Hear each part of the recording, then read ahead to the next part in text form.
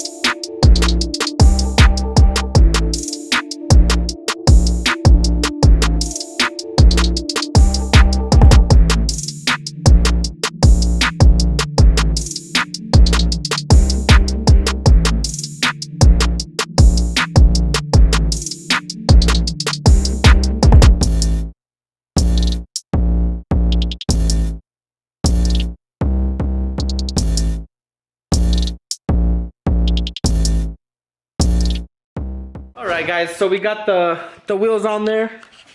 Gotta say, I mean, the car's still, she's still kind of a little ugly. Obviously the paint's faded, the top's messed up.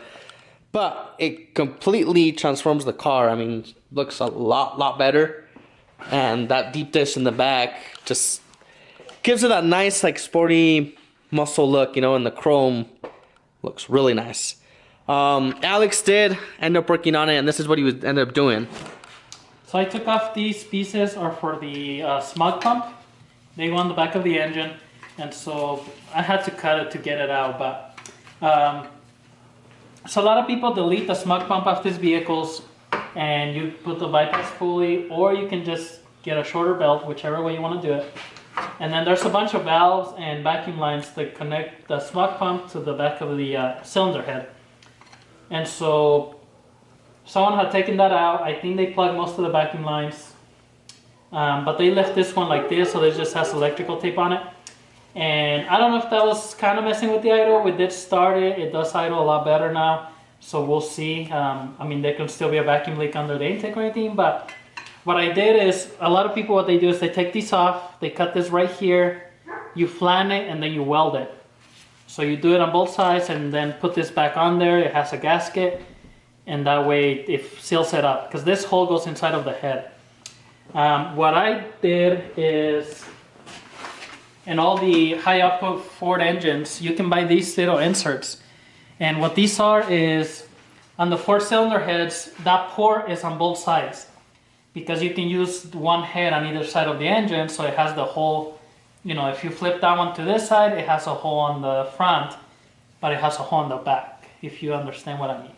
So this is what they put on that hole on the front here to cover it, and it also has threads on the inside. That way you can mount like your alternator or your power steering pump, and you know, it gives it a good mounting point.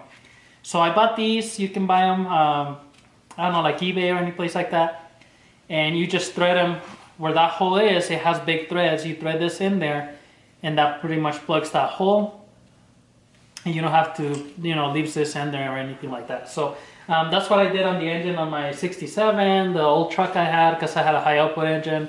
You have to plug those holes in the back. So that's what I ended up doing. Just get rid of this, plug the hole so there's no leaks or anything. Seems to idle better, but we'll find out once we drive it a little bit more. So we also made a list of all the stuff that we have to work on. There's probably some stuff that we missed in there, but that's gonna be as we go along. We'll start working on it. I think the next step is to take the seats out and then work on the door. Since it doesn't open on the driver's side, we have to climb in on the window. So we're gonna do that next. Take the seats out, take the door panel out from the inside, get the door open, and then repair that. So that way we can actually use the door. So other than that, that's all I got. So, you know, make sure you guys, you like the video, leave a thumbs up. Any comments, questions, leave them below. We'll see you in the next one.